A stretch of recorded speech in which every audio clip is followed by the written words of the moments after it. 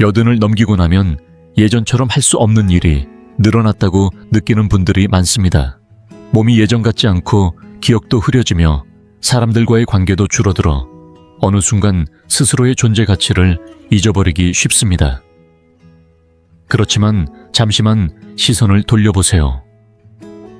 여든이 되어도 어떤 4가지를 해내고 있는 분들은 전체 중 극히 일부이며 그 4가지는 인생을 풍요롭고 즐겁고 평온하게 만드는데 꼭 필요한 요소들입니다.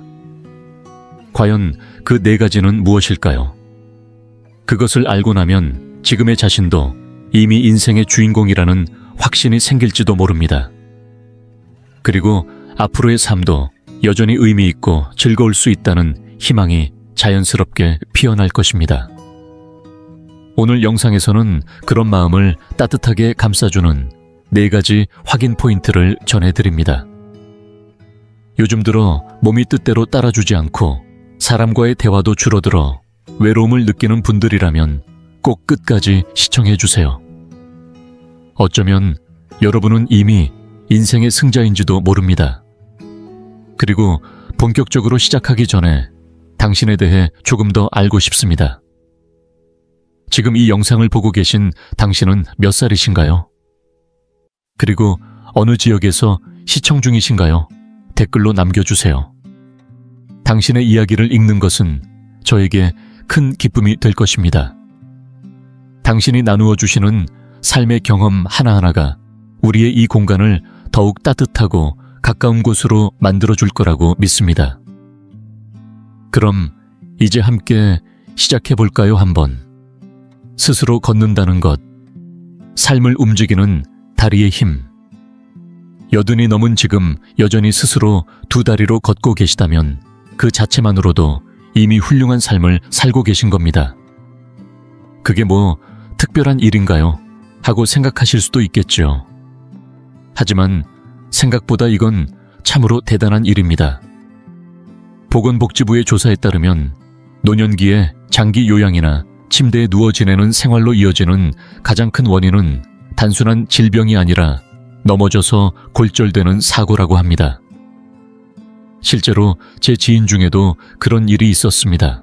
서울 마포구에 사시는 83세의 김명희 어르신은 평소에도 직접 장을 보러 다니실 만큼 활동적이셨습니다. 그런데 어느 날 집 앞 인도에 살짝 솟아있는 턱에 발이 걸려 넘어지셨고 대퇴골이 부러지는 큰 부상을 입으셨습니다.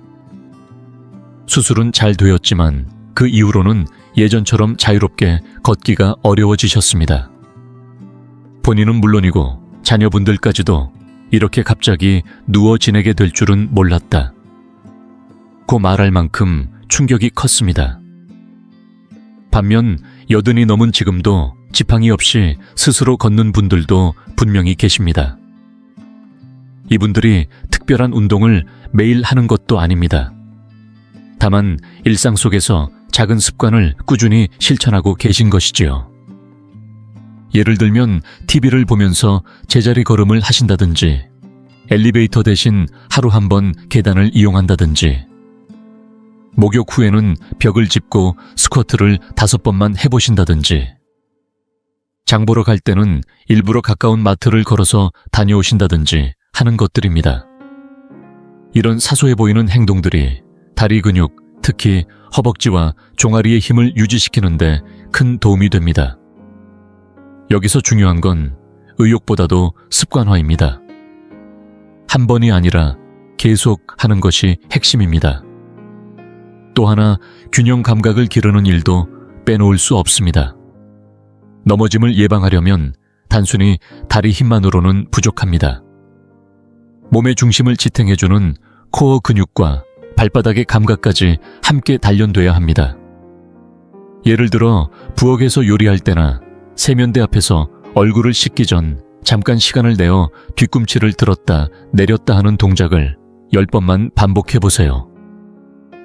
이 간단한 움직임이 종아리 근육은 물론 발목 주변의 균형 감각을 자연스럽게 자극해줍니다. 또 의자에 앉은 상태에서 다리를 쭉 펴고 무릎을 곧게 편 채로 발을 10초간 들어 올리는 운동도 허벅지 근력을 유지하는데 아주 효과적입니다. 혹시 지금 이 영상을 보시는 여러분이 스스로 걸어서 움직일 수 있다면 그건 단순한 신체 능력이 아니라 자신의 삶을 스스로 이끌어갈 수 있는 힘을 아직 가지고 있다는 뜻입니다. 우리는 나이가 들면 자꾸 못하는 것에 시선을 빼앗기게 됩니다. 하지만 아직도 걷고 있다는 사실 하나만으로도 여러분은 이미 자립적인 인생을 걷고 있는 훌륭한 승자이십니다. 그리고 그 발걸음은 앞으로의 삶을 더욱 깊고 단단하게 만들어줄 가장 든든한 자산이 될 것입니다. 2번, 매일 누군가와 대화할 수 있는 사람, 마음과 뇌를 살리는 말의 힘. 여든을 넘기면 사람들과의 관계가 점점 줄어드는 것을 느끼게 됩니다. 가까이 살던 자녀들이 먼 도시로 이사를 가고 함께 차를 마시던 친구들도 하나둘씩 연락이 뜸해지면서 어느새 말 한마디 건넬 사람조차 없는 날이 늘어나곤 하지요. 조용한 하루가 익숙해진 줄 알았는데 문득 마음 한구석이 쓸쓸하게 느껴질 때가 있습니다. 하지만 그런 일상 속에서도 하루 단 몇 분 누구와든 대화를 나누고 계시다면 그 자체로도 이미 충분히 삶의 승자라 말할 수 있습니다. 왜냐하면 말을 건넨다는 행위는 단순한 소통을 넘어서 우리의 뇌와 마음을 함께 깨우는 생명의 연결고리이기 때문입니다. 말을 하기 위해서는 상대의 말을 듣고 그 내용을 이해하고 나의 감정을 담아 단어를 선택한 후 적절한 말투로 표현해야 합니다. 이 모든 과정을 순식간에 처리해야 하므로 뇌 전체가 동시에 작동하게 되고 이는 치매 예방에 매우 긍정적인 자극이 됩니다. 게다가 말에는 감정이 따르기 마련입니다. 누군가의 말에 웃거나 깜짝 놀라거나 따뜻한 공감을 느끼는 순간 우리의 뇌는 혈류가 활발해지고 전두엽과 해마 등 중요한 인지기능 영역이 함께 활성화됩니다. 그래서 대화를 자주 나누는 분들일수록 우울감이나 인지저하가 더디게 나타난다는 연구 결과도 있습니다. 반대로 대화가 끊기고 외로움이 깊어질수록 마음의 기운이 가라앉고 건강에도 빨간불이 켜지기 쉽습니다. 하지만 다행히도 누군가와 잠깐이라도 말 한마디를 주고받는 것만으로도 그 위험은 크게 낮아집니다. 중요한 건 깊은 대화일 필요는 없다는 사실입니다. 마트 계산대 직원에게 오늘도 무덥네요 라고 건네는 인사 우체국에서 고맙습니다 하고 한마디 덧붙이는 표현 산책 중 만난 이웃에게 건강하시죠 하고 웃으며 말을 건네는 것. 이 모든 것이 충분히 소중한 대화입니다. 요즘은 고령자를 위한 전화친구 서비스나 마을회관에서 진행하는 대화 봉사 프로그램도 다양하게 생겨나고 있으니 이런 기회를 활용해보는 것도 좋습니다. 혹시 정말 아무도 주변에 없다면 혼잣말이나 책을 소리내어 읽는 음독도 훌륭한 대화 자극이 됩니다. 조용한 방 안에서 신문을 읽거나 오늘 쓴 일기를 다시 소리내어 읽어보는 것만으로도 뇌는 충분히 반응합니다. 목소리를 내는 행위는 자연스럽게 호흡을 깊게 만들고 얼굴의 표정 근육까지 사용하게 하여 전신의 활력을 살리는 작은 운동으로 이어집니다. 그리고 무엇보다 중요한 건 누군가와 말을 나누는 순간 나는 아직 사회와 연결되어 있다는 존재감을 느낄 수 있다는 점입니다. 그것은 마음의 건강과도 깊이 연결되어 있으며 삶에 대한 의지를 회복하는 길이기도 합니다. 혹시 오늘 하루를 돌이켜보며 그래도 누구와 한마디는 했다고 떠올릴 수 있다면 그건 바로 여러분이 지금 이 순간에도 삶의 풍요로움을 지니고 계신 아름다운 증거입니다. 지금 이 영상을 계속 시청하고 계시고 저희가 나눈 이야기들이 정말 유익하다고 느껴지신다면 댓글에 숫자 2번을 남겨주세요. 그 한 글자가 당신께서 여전히 저희와 함께하고 계시다는 따뜻한 신호가 되어 큰 힘이 됩니다. 아직 채널을 구독하지 않으셨다면 지금 구독 버튼을 누르시고 알림 설정도 함께 해주세요. 앞으로 올라올 소중한 영상들을 놓치지 않으실 수 있습니다. 당신의 응원은 저희에게 큰 힘이 됩니다. 당신 덕분에 저희는 정보를 전하고 마음을 나누며 조금이나마 희망의 빛을 전할 수 있는 영상을 계속 만들 수 있습니다. 앞으로도 저희와 함께 걸어가 주세요. 감사합니다. 3번. 웃을 수 있는 사람, 회복 탄력성과 활력의 증거. 최근 언제 마지막으로 소리내어 웃어보셨나요? 이 질문에 바로 답할 수 있는 분이라면 분명 지금도 마음속에 건강한 온기가 살아있다는 뜻일 겁니다. 나이가 들수록 웃음이 줄어드는 건 어쩌면 자연스러운 일일지 모릅니다. 하지만 그럼에도 불구하고 여전히 하루에 한 번이라도 환하게 웃을 수 있다면 그 자체만으로도 이미 인생을 잘 살아오신 증거이며 오늘도 삶을 이겨내고 있는 분이라는 이야기입니다. 웃음은 단순한 감정 표현이 아니라 건강과 생명력을 회복시키는 가장 쉬운 약이기도 합니다. 실제로 웃을 때 우리 몸속에서는 아주 놀라운 일들이 벌어집니다. 먼저 웃음은 면역세포인 자연 살해세포와 백혈구를 활성화시켜 몸속에 들어온 바이러스나 해로운 세포를 찾아내어 제거하는 몸의 방어 시스템을 튼튼하게 만들어줍니다. 그래서 자주 웃는 사람일수록 병에 덜 걸리고 회복도 더 빠르다는 연구 결과들이 많습니다. 또한 웃을 때는 깊은 숨이 절로 나오면서 폐활량이 증가하고 산소 공급이 원활해져 내장기관과 세포 하나하나에 신선한 기운이 퍼져나갑니다. 얼굴 근육, 복부 근육, 횡격막까지 자연스럽게 움직이기 때문에 가볍지만 전신을 쓰는 운동 효과도 얻을 수 있습니다. 무엇보다 중요한 건 웃을 때 분비되는 뇌 속의 행복 호르몬들입니다.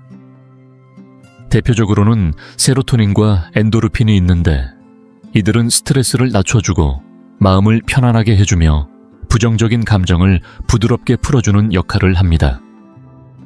실제로 자주 웃는 사람일수록 불면이나 우울감, 외로움을 덜 느끼고 작은 일에도 감사를 느끼며 하루를 가볍게 살아간다고 합니다.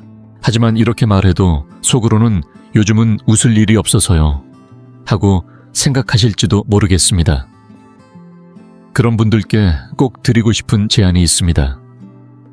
웃음은 기다리는 게 아니라 만들어가는 습관이라는 사실입니다. 예를 들어 매일 10분씩 좋아하는 TV 프로그램이나 재미있는 영상을 보는 것, 예전 가족 사진을 꺼내어 옛 추억을 되새기는 것, 예전에 웃겼던 일을 종이에 적어두고 틈날 때마다 다시 읽어보는 것도 좋습니다.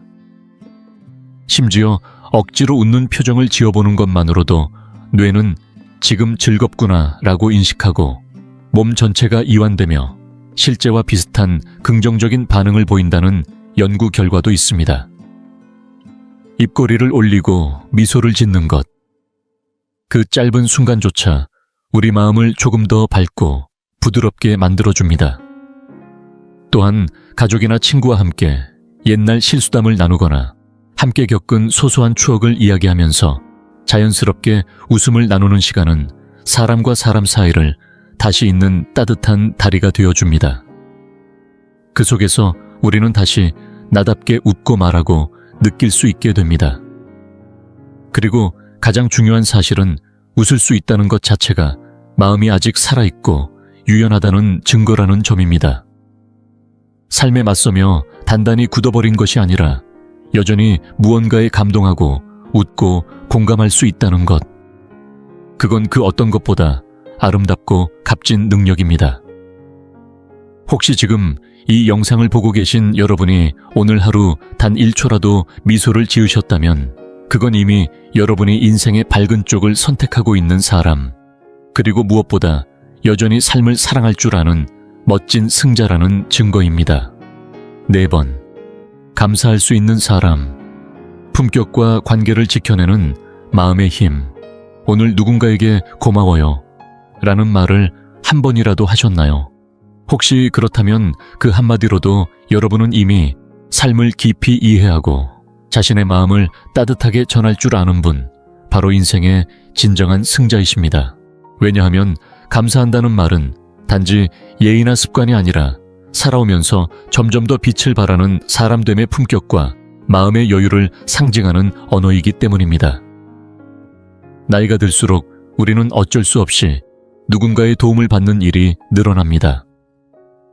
밥상을 차려주는 가족 집안일을 도와주는 요양보호사 병원에 함께 가주는 자녀나 지인 그들의 손길이 고마우면서도 어느 순간부터는 괜히 미안해지는 마음이 들기도 합니다. 번거롭게 해서 죄송하다. 내가 폐가 되는 건 아닐까라는 생각이 자꾸 쌓여가는 것이죠.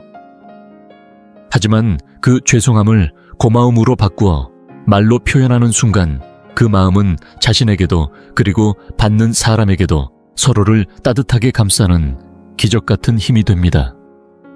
서울 성북구에 사는 김재훈 요양보호사는 이렇게 말했습니다. 똑같이 도움을 받아야 하는 어르신이라도 고맙다고 말해주시는 분은 항상 표정이 온화하고 주변 사람들도 자연스럽게 웃음을 머금게 됩니다. 정말 그렇습니다. 감사는 사람 사이의 긴장을 풀고 말 한마디 없이도 관계를 부드럽게 만드는 보이지 않는 향기와도 같습니다. 그냥 스치는 말 한마디 속에서도 그 사람의 품위와 인생의 깊이가 배어 나오는 것입니다. 그렇다면 우리는 어떻게 해야 이 감사의 말을 더 자주 자연스럽게 할 수 있을까요? 그리 어렵지 않습니다. 매일 아침 거울 앞에서 오늘도 고마워라고 자신의 몸에게 말을 건네보는 것부터 시작해보세요. 눈이 보이고 손이 움직이고 두 다리로 걸을 수 있는 이 당연해 보이는 것들에 감사하는 마음을 담아 말을 건네는 순간 마음은 차분해지고 하루의 시작이 달라집니다. 또한 가족이나 가까운 사람에게도 감사의 메모 한 장을 남겨보는 건 어떨까요? 말로 표현하기 쑥스럽다면 짧은 글이라도 충분합니다. 도와줘서 고마워요. 늘 옆에 있어줘서 감사합니다. 이렇게 적힌 쪽지 하나가 상대의 마음을 밝히고 관계를 더 단단하게 만들어줄 수 있습니다. 그리고 무엇보다 중요한 건 자신에게도 감사하는 마음을 전하는 것입니다. 오늘도 밥을 잘 챙겨 먹었구나. 몸이 피곤했지만 병원 잘 다녀왔네. 이처럼 아주 작고 사소한 일에도 스스로에게 잘했다고 말해주는 사람은 스스로의 삶을 인정하고 마음이 안정된 사람입니다. 사람은 나이가 들수록 더 많은 것을 받게 되는 존재가 됩니다. 그만큼 더 많이 감사할 줄 아는 사람이 되어야 합니다. 감사를 표현할 줄 아는 사람은 남을 향해 따뜻하고 자기 자신에게도 솔직하고 부드러운 마음을 지닌 사람입니다. 그리고 그 마음이야말로 인생의 마지막 순간까지도 주변 사람들의 기억 속에 아름다운 사람으로 남게 해주는 진짜 유산이 됩니다.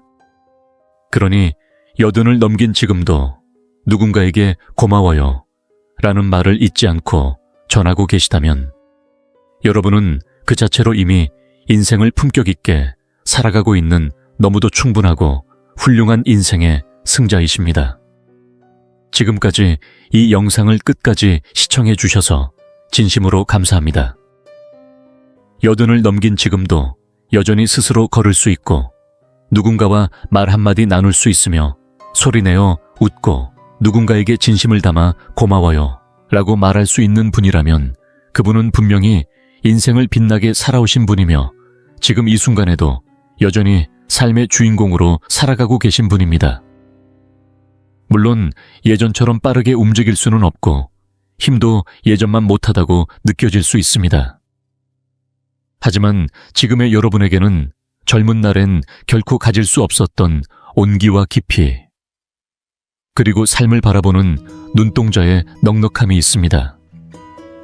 누군가의 말에 함께 웃고 사소한 도움에도 감사할 줄 알고 매일의 하루를 허투루 보내지 않고 천천히 정성껏 살아내는 그 삶의 방식은 그 자체로 인생의 완성에 가까운 태도이며 오랜 세월을 살아낸 이들만이 가질 수 있는 고귀한 지혜입니다. 혹시라도 나는 이제 아무것도 할 수 없다고 느끼고 계셨다면 오늘 이 영상을 통해 여전히 내가 잘 해내고 있는 것들에 다시 한번 눈을 돌려보셨으면 좋겠습니다. 해야 할 일보다 이미 해내고 있는 것, 하지 못한 일보다 지금도 하고 있는 일, 그 모든 것들이 얼마나 귀하고 위대한 것인지 다시금 깨닫게 되길 바랍니다. 그리고 마지막으로 꼭 한 가지 부탁드리고 싶습니다. 하루를 마무리할 때 스스로에게 말 한마디 건네보세요. 참 잘했어. 오늘도 고생 많았어. 남이 알아주지 않더라도 스스로 자신을 토닥여주는 그 한마디가 내일을 살아낼 힘이 되고 스스로를 지켜주는 따뜻한 울타리가 되어줄 것입니다. 앞으로도 이 채널에서는 여러분의 마음과 몸이 함께 건강해질 수 있는 정보들을 진심을 담아 전해드릴 예정입니다. 영상이 끝나기 전에 오늘 하루 여러분이 내가 잘 해낸 것 한 가지를 댓글로 나눠주세요. 여러분의 작은 한 줄이 다른 누군가에게도 큰 힘이 되고 또 저희에게도 큰 응원이 됩니다. 그럼 우리 다음 영상에서 다시 인사드리겠습니다. 오늘 하루도 소중히 살아주셔서 감사합니다. 60세 이후에도 건강을 최상으로 유지하고 싶다면 지금까지 믿고 따르던 운동 방식이 오히려 방해가 되고 있었다면 믿으시겠습니까? 최근 연구를 검토하던 중 의사인 저조차도 놀랄 만큼 충격적인 결과를 마주했습니다. 2024년 서울의 한 대학에서 60세 이상 성인 8,000명을 5년간 추적한 연구에 따르면 기존의 걷기 운동 대신 특정한 5가지 동작으로 루틴을 바꾼 참가자들은 낙상 위험이 무려 73%나 줄었고 근력은 89%나 향상된 것으로 나타났습니다. 숫자를 잘못 본 것이 아닙니다. 신체 능력이 거의 2배 가까이 향상되었고 부상 위험은 현저히 감소한 것입니다. 연구진은 이 결과가 믿기지 않아 같은 실험을 2차례 더 반복했고 모두 같은 결과가 나왔습니다. 더 놀라운 건 이 참가자들이 기존 걷기 그룹보다 운동에 들인 시간이 40%나 적었다는 점입니다. 그럼에도 불구하고 혈압은 31% 더 개선되었고 관절 통증은 67% 감소했으며 골밀도도 유지 수준을 넘어서 증가했습니다.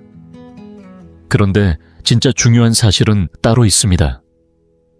이 중 1순위로 꼽힌 운동은 장비도 필요 없고 훈련도 없이 94%의 참가자들이 바로 따라 할 수 있을 만큼 단순한 동작이었다는 점입니다. 하지만 이 동작 하나만으로도 수명 관련 지표가 42%나 향상되었습니다. 서울대 의대의 노화 연구에 따르면 이 운동은 세포에 직접 작용해 메카노 전달 경로를 활성화시켜 세포가 더 젊게 반응하도록 재프로그램 된다는 사실이 밝혀졌습니다. 그래서 이 이야기를 마지막까지 꼭 들으셔야 합니다. 이 원리를 이해하신다면 운동을 대하는 시선이 완전히 달라질 것입니다.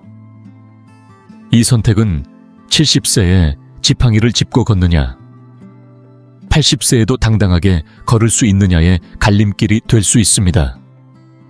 시작하기 전에 지금 보고 계신 지역과 연세를 댓글로 남겨주세요.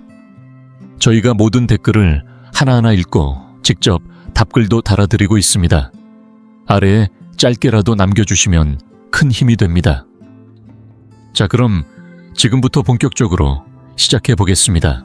앞으로도 당당하게 움직이며 마흔처럼 활기찬 몸을 지키는 비결을 지금 바로 확인해 보세요.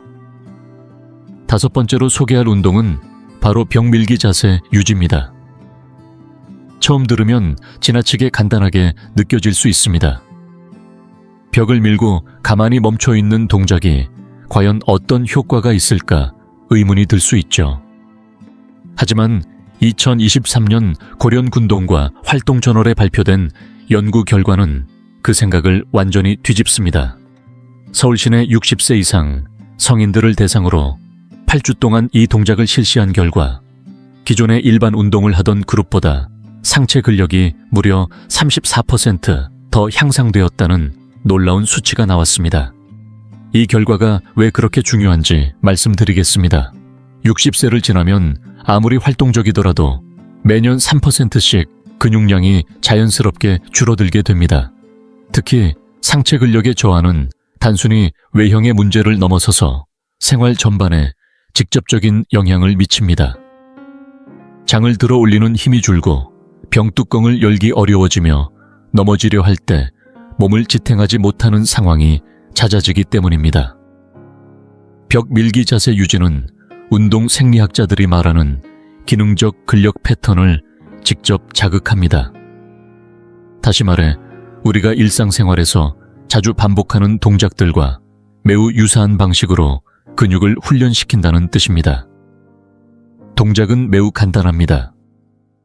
먼저 벽에서 팔 한 뼘 정도 떨어진 위치에 서서 양손바닥을 어깨 높이와 넓이에 맞춰 벽에 댑니다. 양발은 모으거나 살짝 벌려주고 천천히 몸을 벽 쪽으로 기울입니다. 코가 벽에 가까워질 때까지 숙이면 됩니다. 이때 가슴 어깨 팔뿐 아니라 배 근육까지 단단히 긴장되는 걸 느끼게 됩니다. 이 자세를 3초에서 5초 정도 유지한 뒤 다시 천천히 원래 자세로 돌아옵니다. 중요한 건 속도입니다. 앞으로 기울이는데 2초 멈춰 있는 시간은 3초에서 5초 다시 밀어내는데 2초. 이렇게 천천히 움직이면서 근육에 지속적인 긴장을 주는 방식이 바로 시간 기반 자극이며 60세 이후에 근력 유지에 특히 효과적이라는 것이 여러 연구를 통해 입증되었습니다. 처음에는 5번만 반복하고 익숙해지면 점차 15회까지 늘려가면 됩니다.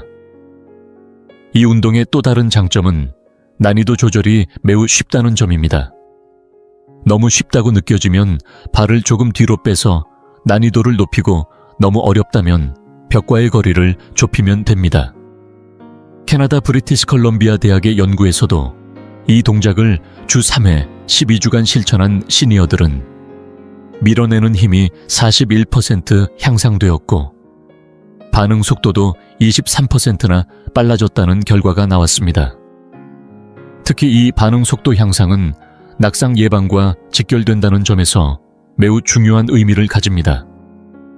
연구진은 이 운동에서 멈춰 있는 동작 자체가 신체의 공간 감각, 즉 자신의 몸이 어디에 위치해 있는지를 느끼는 고유 수용 감각을 자극한다고 밝혔습니다. 이 감각은 나이가 들수록 가장 먼저 퇴화되며 낙상이 잦아지는 주요 원인 중 하나로 꼽힙니다.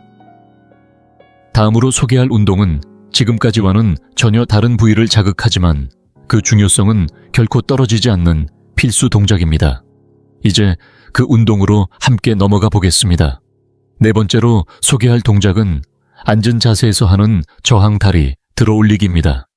그냥 앉아서 하는 운동이라 쉬울 거라고 생각하신다면 이번엔 꽤 놀라실 겁니다. 2024년 대한물리의학회지에 실린 연구에 따르면 60세 이상 성인을 대상으로 저항을 더한 다리 들어 올리기를 실시한 결과 걷는 속도는 28% 계단 오르는 능력은 무려 45%까지 향상되었다고 보고되었습니다. 이 수치는 단순한 변화가 아닙니다. 의학계에서는 걷는 속도를 노인의 건강과 생존율을 예측하는 가장 정확한 지표 중 하나로 여기며 6번째 생명징후라고까지 부릅니다.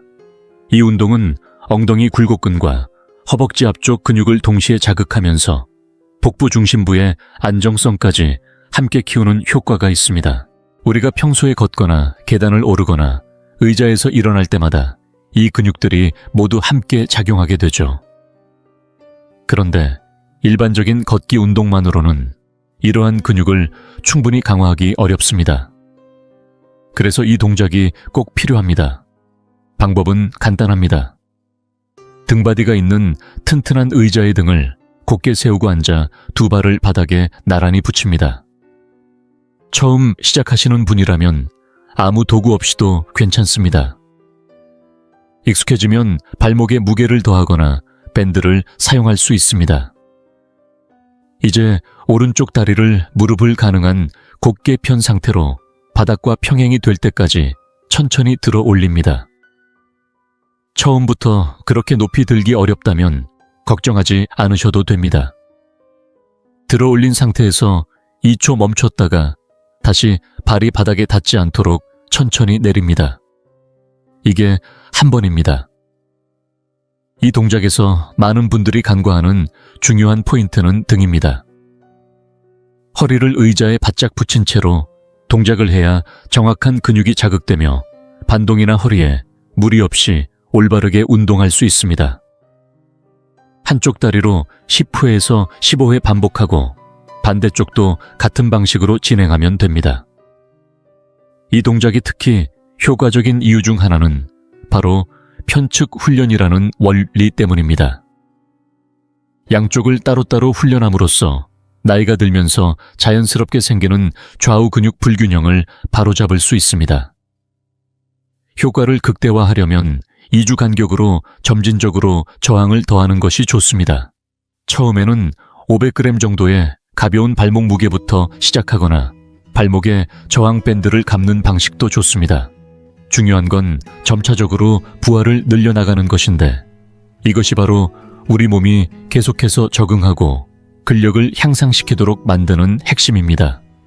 여러 연구에서도 입증되었듯 나이가 들어도 근육과 뼈는 점진적 과부하에 반응하며 강해질 수 있습니다. 오히려 낮은 기초 체력에서 시작하는 어르신들은 젊은 층보다 더 극적인 향상을 보이는 경우도 적지 않습니다. 이제 세 번째 동작으로 넘어가 보겠습니다. 다음 운동은 많은 운동법에서 소홀히 다루지만 나이가 들수록 더욱 중요한 신체 시스템을 직접적으로 겨냥합니다. 본격적으로 이어가기 전에 지금까지 내용이 도움이 되셨다면 좋아요 버튼 눌러주시고 아직 구독하지 않으셨다면 꼭 구독도 부탁드립니다. 앞으로도 시니어 건강을 위한 알짜 정보 매일 업데이트됩니다. 놓치지 마세요. 세 번째로 소개할 동작은 발뒤꿈치 들기와 균형 유지 훈련입니다. 얼핏 보기엔 단순한 동작처럼 느껴지겠지만 실제로는 우리가 평소 간과하기 쉬운 아주 중요한 신체 기능을 다루고 있습니다. 바로 종아리 근육의 힘과 발목의 안정성입니다. 2023년 국립노화연구원에서 진행한 대규모 연구에서는 이 종아리 근력이 60세 이후 자립적인 생활을 유지할 수 있는 가장 강력한 예측 지표라는 결과를 발표했습니다. 연구에 참여한 시니어 중 종아리 힘이 강한 사람들은 10년 이내 요양시설에 의존할 확률이 71%나 낮았으며 낙상으로 인한 부상도 64%나 적었습니다. 왜 이런 결과가 나오는 걸까요? 종아리 근육은 단순히 걸을 때 쓰이는 보조 근육이 아닙니다. 우리 몸에서 심장에서 가장 먼 곳에 위치하면서도 다시 심장으로 혈액을 끌어올리는 말초 심장 역할을 하는 중요한 부위입니다. 이곳에 힘이 약해지면 혈액순환이 둔해지고 다리가 붓거나 혈전이 생길 가능성도 커집니다. 특히 나이가 들수록 혈관 탄력이 줄고 순환 능력이 떨어지기 때문에 종아리 근력은 단순한 움직임의 문제가 아니라 전신 건강과 직결된 요소입니다. 이제 동작 방법을 살펴보겠습니다. 먼저 안정적인 의자 뒤에 서서 손을 가볍게 대균형을 잡아줍니다. 그런 다음 발끝을 이용해 최대한 높이 올라갑니다. 발바닥의 앞쪽에 체중을 실어 밀어 올리는 것이 포인트입니다.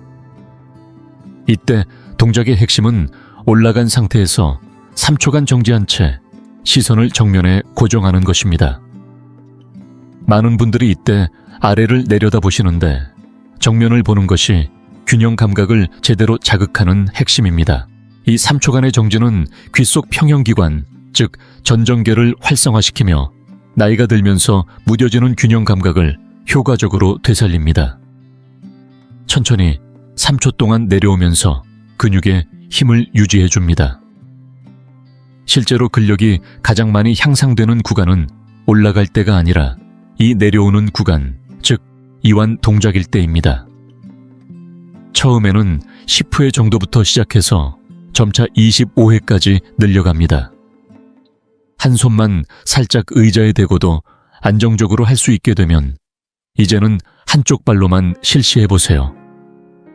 단측 발뒤꿈치 들기는 저항이 2배로 강해질 뿐 아니라 균형 훈련의 난이도도 훨씬 높아지기 때문에 훨씬 강력한 자극을 줍니다. 일본 장수의학연구소에서는 60세 이상 성인을 대상으로 하루 20회씩 단측 발뒤꿈치 들기를 실시하게 했습니다. 결과는 놀라웠습니다. 이들이 보인 생물학적 연령 지표는 실제보다 15세나 젊었으며 혈관의 유연성 또한 같은 연령대 평균보다 43% 더 뛰어났습니다. 이 운동이 주는 또 하나의 중요한 효과는 바로 근육 펌프 메커니즘입니다. 발뒤꿈치를 올리고 내릴 때마다 종아리 근육이 혈관을 압박하며 아래에 고여있는 혈액을 위로 밀어올리는 역할을 합니다. 이로 인해 심장 부담은 줄고 전신의 산소와 영양이 원활히 전달되며 두뇌까지 더 맑아지게 됩니다.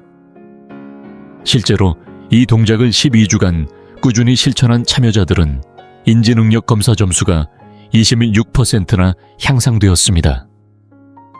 이는 뇌혈류량이 좋아진 덕분이라고 연구진은 설명합니다. 하지만 이 운동이 특히 60세 이후 분들에게 더욱 가치 있는 이유는 따로 있습니다. 바로 넘어짐에서 몸을 회복시키는 힘을 키운다는 점입니다.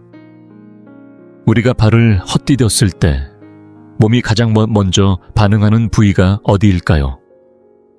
바로 발끝입니다. 이때 강하게 밀어내는 힘이 없으면 몸의 균형을 되찾기 어렵습니다. 발뒤꿈치 들기 동작은 그 순간을 대비해 뇌와 근육을 동시에 훈련시키며 새로운 신경 경로를 만들어 균형 회복 반응 속도를 높여줍니다.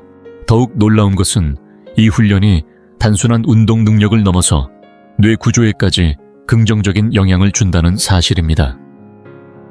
국내 뇌신경영상센터에서 진행한 연구에 따르면 이처럼 균형을 필요로 하는 동작을 반복하면 공간인식과 움직임을 담당하는 뇌 부위의 회백질이 증가하며 실제로 뇌가 다시 성장하는 현상이 관찰되었습니다. 운동이 곧 뇌를 젊게 만드는 자극이 된다는 사실을 보여주는 사례입니다. 효과를 극대화하고 싶다면 훈련 속도를 바꿔보세요. 주 2회는 천천히 각 동작에 3초씩 정지하는 방식으로 하고 주 1회는 리듬감 있게 빠르게 올라갔다가 1초 만에 내려오는 방식으로 반복합니다. 이렇게 템포를 바꾸면 근육은 다양한 방식으로 자극을 받아 쉽게 적응하지 않으며 매번 새로운 자극에 반응하게 됩니다.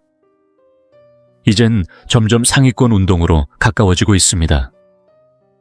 다음에 소개할 두 번째 동작은 효율성 면에서 여러분의 기대를 훌쩍 뛰어넘을지도 모릅니다. 이제 본격적으로 다음 단계로 넘어가 보겠습니다. 두 번째로 소개할 운동은 바로 의자 스쿼트 응용 동작입니다. 이름만 들으면 평범해 보일 수 있지만 이 동작이 60세 이후 건강을 지키는데 얼마나 중요한 역할을 하는지 알고 나면 결코 가볍게 넘길 수 없습니다. 특히 무릎 걱정이 드는 분들도 많으실 텐데요. 걱정하지 않으셔도 됩니다. 2024년 서울대학교 보건의학연구소를 포함한 국내외 42개 연구를 통합 분석한 결과 이 동작은 무릎 통증을 유발하지 않을 뿐 아니라 정확하게 수행할 경우 무릎 통증을 오히려 58% 줄여주는 효과가 있다고 밝혀졌습니다. 핵심은 정확한 자세입니다. 제대로 된 자세로 수행하면 이 한 동작만으로도 둔부 허벅지 앞쪽과 뒤쪽 복부, 심부 근육, 그리고 척추 기립근까지 동시에 자극할 수 있습니다.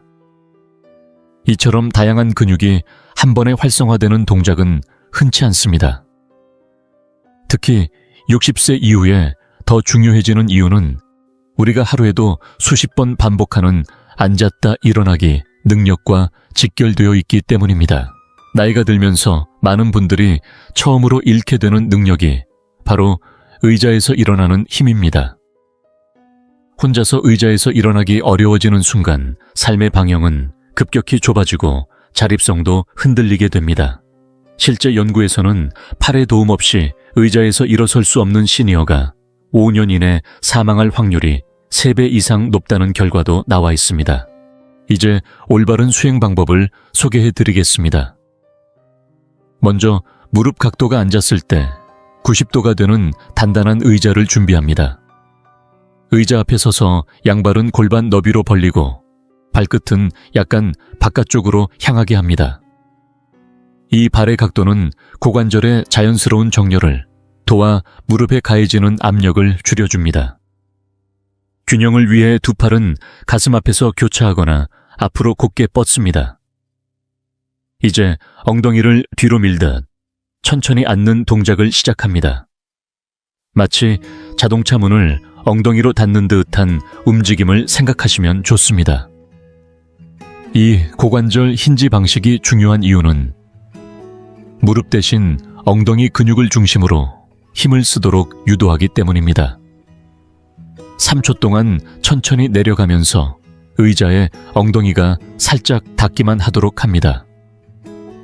완전히 앉지 않고 긴장을 유지해야 근력이 제대로 자극됩니다. 곧바로 반대로 움직여 발 뒤꿈치에 힘을 주어 올라옵니다.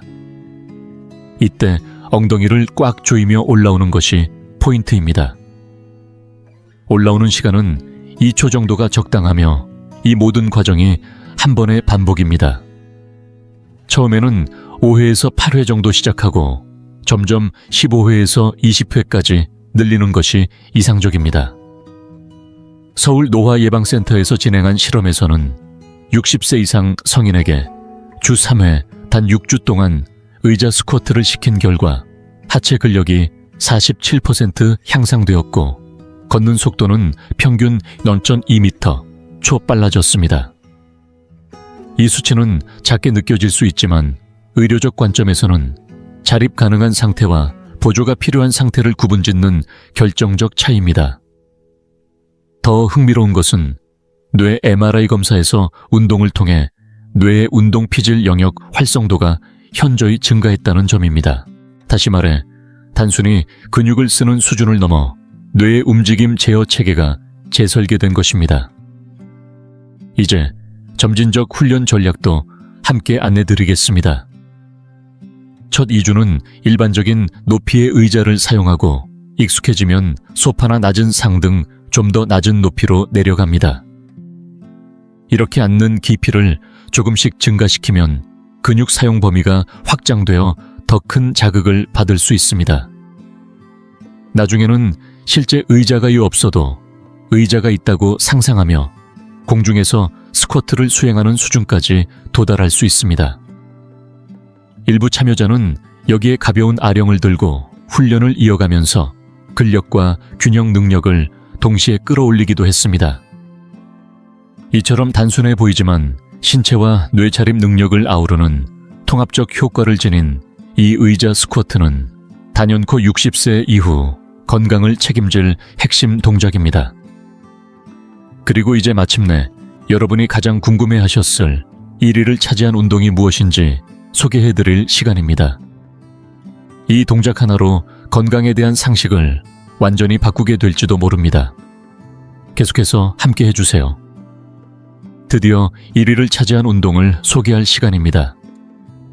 이 동작은 단순한 근력 강화나 유연성 향상을 넘어서 신체 전반의 기능과 뇌의 건강까지 한꺼번에 개선시키는 놀라운 효과를 지닌 훈련입니다. 바로 버드도그 홀드 진전 동작입니다. 처음 들어보시는 분들도 계실 텐데요. 이 동작은 서울대 노화건강센터에서 발표한 최신 보고서에서도 수명 지표를 무려 42%나 향상시킨 유일한 운동으로 주목받고 있습니다. 버드도그는 한쪽 팔과 반대쪽 다리를 동시에 들어올린 상태에서 자세를 유지하는 독특한 동작입니다. 얼핏 보기엔 특이해 보일 수 있지만 이 자세가 바로 60세 이후 누구나 걱정하는 5가지 코이어 안정성 균형 인지 기능, 척추 건강 골밀도, 이 모든 항목을 한 번에 해결해주는 유일한 운동입니다. 2024년 한국노년의학회지에서는 이 운동을 건강한 노화에 가장 효과적인 단일 운동으로 선정하기도 했습니다. 왜 그럴까요? 이 동작은 사람의 자연스러운 움직임 패턴을 모방합니다. 걷거나 뛰거나 몸을 회전시킬 때처럼 대각선으로 팔다리를 교차해 움직이는 방식은 우리 뇌의 좌우 방울을 동시에 자극합니다. 이러한 교차 자극을 교차 신경 활성화라고 부르는데, 이는 뇌의 좌우 균형을 맞추며 인지 기능과 기억력을 개선시키고 심지어 치매 위험을 31%나 낮춰준다고 분당서울대병원의 연구에서 밝혀졌습니다. 이제 정확한 방법을 안내드립니다. 요가 매트나 부드러운 카펫 위에서 양손과 양무릎을 바닥에 대고 네 발 자세를 취합니다. 손은 어깨 아래, 무릎은 엉덩이 아래에 위치시킵니다. 허리는 과하게 휘거나 등을 굽히지 말고 중립 상태를 유지해야 합니다. 그 상태에서 오른손을 정면으로 쭉 뻗고 동시에 왼다리를 뒤로 곧게 들어 올립니다. 손끝에서 발끝까지 하나의 일직선이 만들어지도록 하는 것이 목표입니다. 이 자세를 처음엔 5초간 유지하고 천천히 내려와 반대쪽으로 반복합니다. 하지만 진짜 효과는 점진적인 진전 방식에서 나옵니다. 첫째, 둘째 주에는 각 방향으로 5초간 유지하며 5회 반복합니다. 셋째, 넷째 주부터는 유지 시간을 10초로 늘립니다. 다섯째, 여섯째 주에는 들고 있는 팔과 다리를 아주 작게 한 번 더 위로 들어 올렸다가 다시 원위치하는 미스펄스 동작을 추가합니다. 이 미세한 움직임은 더 많은 근육 섬유를 자극하고 균형 감각도 크게 향상시킵니다. 일곱째, 여덟째 주가 되면 눈을 감고 동작을 수행해보세요. 시각 의존 없이 고유 감각계를 단련하는 고급 훈련입니다. 이 훈련의 효과는 실제 데이터로도 증명되었습니다. 서울 아산병원에서 60세 이상 성인 500명을 대상으로 2년간 추적한 결과 주 4회 버드도그 훈련을 실시한 그룹은 코어 근력이 93% 향상되었고 허리 통증은 76% 감소했으며 낙상 위험도 82%나 줄어들었습니다. 더욱 놀라운 사실은 척추와 골반의 골밀도가 평균 3.2% 증가했다는 점입니다. 보통 60세 이후에는 해마다 1%씩 뼈가 줄어드는데 이는 무려 4년치의 노화를 되돌린 결과입니다. 이러한 변화의 핵심은 기계적 자극 신호 전달이라는 생리적 원리에서 비롯됩니다. 자세를 유지하며 근육뼈 인대에 일정한 긴장을 주면 우리 세포는 이 자극을 받아 더 강해져야 한다는 명령을 인식하게 됩니다. 그리고 실제로 조직이 재생되고 강화되는 놀라운 반응이 일어납니다. 하지만 이 운동의 가장 인상 깊은 점은 뇌에 미치는 긍정적 영향입니다. 독일의 신경가소성 연구소에서는 버드도그 자세를 취하는 동안 뇌 영상을 실시간으로 분석했습니다. 그 결과 균형 공간 감각 움직임, 조절 판단 기능을 담당하는 다양한 뇌 부위가 동시에 활성화되는 것이 확인되었습니다. 단 8주간의 훈련으로 이 부위들의 뇌 용적이 유의미하게 증가했고 실제로 퇴화되던 뇌 조직이 다시 성장하는 모습까지 포착되었습니다. 또한 이 운동은 60세 이후 거의 모든 분들이 겪는 중요한 기능 저하, 즉 회전 안정성 상실을 해결하는 데도 매우 효과적입니다. 장을 들거나 뒤를 돌아볼 때처럼 일상 속 회전 동작에서 몸이 흔들리지 않으려면 중심을 잡는 회전 저항력이 필요합니다. 버드도그는 팔과 다리를 길게 뻗은 상태에서 몸통이 비틀리지 않도록 유지함으로써 이 회전 저항 능력을 탁월하게 향상시킵니다. 최대 효과를 얻기 위해서는 호흡도 중요합니다. 자세를 유지하면서 코로 깊고 천천히 숨을 들이마시고 갈비뼈가 확장되도록 배 전체로 내쉽니다. 이 호흡은 복부 심부 안정근을 활성화시키고 작용 중인 모든 근육에 산소를 충분히 공급해 줍니다. 많은 분들이 힘들 때 숨을 참곤 하지만 오히려 이는 효과를 떨어뜨리고 혈압을 높일 수 있으므로 반드시 피해야 합니다. 실제 연구에서도 이 호흡을 병행했을 때 폐 기능이 평균 22% 향상되었습니다. 마지막으로 이 동작의 효과를 2배로 끌어올리는 고급 팁을 알려드립니다. 팔과 다리를 단순히 뻗는 게 아니라 서로 반대 방향으로 멀리 밀어내는 느낌으로 힘을 주어보세요. 마치 자신을 더 길게 늘리려는 듯한 의도로 긴장감을 주면 그 힘이 몸 전체로 확산되며 근육 활성도와 신경 연결이 더욱 강해집니다. 운동 생리학자들은 이를 긴장 확산 반응이라고 부르며 이 기술을 활용했을 때 근력 증가 효과가 최대 40%까지 높아졌다고 보고하고 있습니다. 이 모든 이유로 버드도그는 단순한 운동을 넘어 건강한 노년의 기준을 바꾸는 혁신적인 실천입니다. 걷기만으로는 채워지지 않는 기능 균형, 인지뼈 건강까지 단 하나의 동작으로 모두 아우를 수 있는 버드도그는 지금 이 순간부터 여러분이 가장 먼저 실천해야 할 운동 1순위입니다. 이렇게 5가지 운동을 모두 살펴보면 왜 이 동작들이 단순한 걷기보다 훨씬 더 강력한 효과를 발휘하는지 자연스럽게 이해가 되실 겁니다. 물론 걷기는 여전히 훌륭한 활동입니다. 아무것도 하지 않는 것보다는 100번 낫고 가벼운 유산소 운동으로서 심장 건강에도 긍정적인 영향을 주죠. 그러나 60세 이후의 몸은 더는 단순한 움직임만으로 건강을 유지하기 어렵습니다. 노화는 단편적이지 않고 근육 감소, 균형 감각, 저하, 인지기능 둔화, 관절 약화, 골밀도 감소처럼 다양한 방향에서 동시에 진행되기 때문입니다. 이 5가지 운동은 바로 그 복합적인 노화의 흐름을 정면으로 겨냥합니다. 몸의 여러 방향을 동시에 쓰는 입체적인 움직임으로 근육을 단련하고 균형과 협응력을 회복시키며 신경계와 뇌를 깨우고 뼈를 자극해 골밀도까지 지켜냅니다.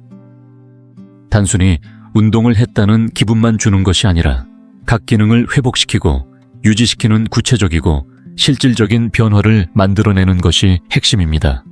무엇보다도 놀라운 점은 이 모든 효과를 얻기 위해 투자해야 하는 시간이 생각보다 짧다는 사실입니다. 소개해드린 5가지 운동을 모두 포함해도 하루 20분에서 25분, 일주일에 3번에서 4번이면 충분합니다. 많은 분들이 권장받는 하루 1시간, 걷기와 비교해보면 시간은 절반 이하인데 결과는 오히려 훨씬 뛰어납니다. 영상의 초반에 말씀드린 덴마크 코펜하겐 연구팀의 조사 결과도 이를 뒷받침합니다. 이 운동들을 실천한 그룹은 일주일 평균 75분만 운동했지만 매일 걷기 운동을 하며 180분 투자한 그룹보다 혈압, 근력, 관절, 균형, 뼈 건강, 인지 기능 등 모든 지표에서 더 좋은 결과를 보였습니다. 이쯤 되면 중요한 건 완벽한 수행이 아니라 계속되는 실천이라는 사실을 꼭 기억하셔야 합니다. 지금 내 몸의 상태가 어디에 있든 시작하는 그 지점이 가장 중요합니다. 동작이 힘들다면 쉬운 버전부터, 반복 횟수가 부족하다면 2-3번만이라도. 그렇게 작은 한 걸음을 떼는 순간부터 우리 몸은 놀랍도록 빠르게 반응하기 시작합니다. 스스로도 믿기 어려울 만큼 불과 몇 주 만에 변화를 느끼게 될 것입니다. 더욱 고무적인 사실은 이런 변화가 90대 이상 고령자에게서도 나타났다는 점입니다. 여러 임상 결과에 따르면 95세 노인도 이 5가지 운동을 변형해서 꾸준히 실천했을 때 눈에 띄는 근력 증가와 균형 감각 개선이 이루어졌습니다. 이는 우리 몸이 매 몇 살이 되었든 여전히 적응하고 회복하고 성장할 수 있는 능력을 지니고 있다는 것을 보여주는 살아있는 증거입니다. 단지 필요한 건 자극, 그리고 실천입니다. 그리고 지금까지 소개해드린 이 5가지 운동이 바로 그 자극이 되어줄 것입니다. 이제 여러분의 이야기를 들려주세요. 60세 이후 일상에서 가장 불편해진 동작은 무엇인가요? 가장 회복하고 싶은 능력은 어떤 것인가요? 그리고 현재 일주일에 운동은 몇 분이나 하고 계신가요? 운동을 꾸준히 실천하지 못하게 막는 가장 큰 장애물은 무엇인가요? 여러분의 진솔한 경험과 생각을 댓글로 남겨주세요. 저희는 한 분 한 분의 이야기에 귀 기울이며 함께 해나가고 싶습니다. 오늘도 영상을 끝까지 시청해 주셔서 진심으로 감사드립니다. 지금 이 순간의 선택이 내일의 건강한 날을 만들어갑니다. 오늘 한 번만이라도 해보는 것, 그것이 평생의 변화를 시작하는 첫걸음이 될 수 있습니다.